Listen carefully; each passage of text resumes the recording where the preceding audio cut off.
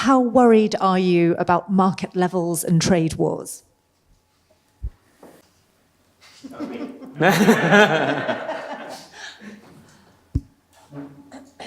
I mean, yes and no. I'm always worried about everything.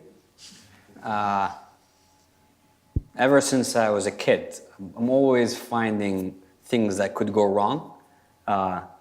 Turns out to be a very valuable skill for an investor. It's shit for life. Sorry. But it makes you a good investor, I think. There are many things that could go wrong. I mean, our sale of Expeditors specifically a few months ago was because of that.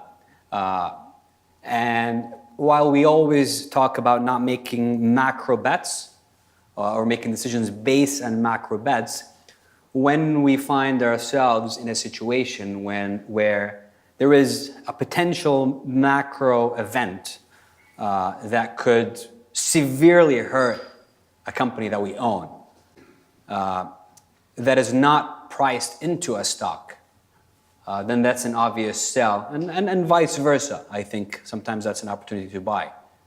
So I worry about trade wars specifically because I have very low confidence in the team that's managing the process. I don't think they're intelligent.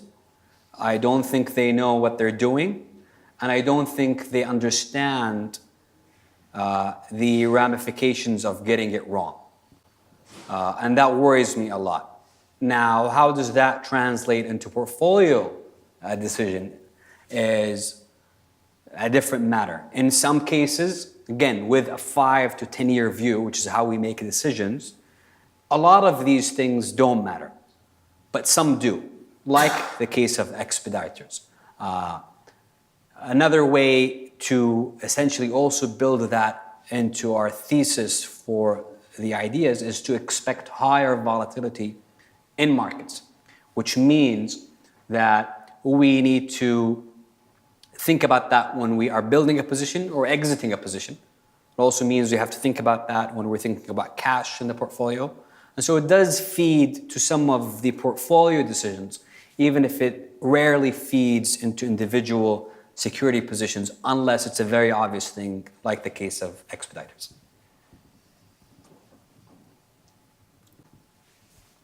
From the floor? Right, we'll take more from Sophie. How is Aziz personally allocating his capital right now? And another related question, how does Aziz manage his personal portfolio? Okay. This is not financial advice. Just for the sake of the record. I mean, purely from a financial point of view, what I do is nuts. What I do is I have essentially all of my liquid net worth in the fund.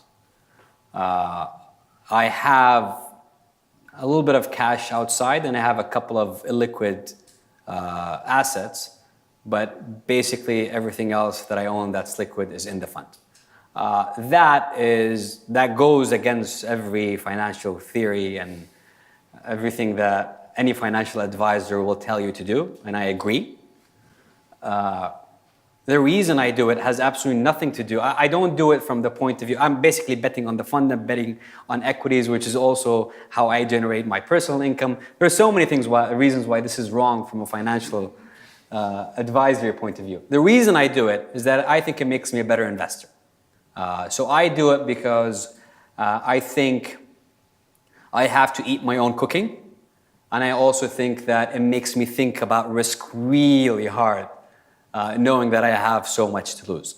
But don't do it yourself.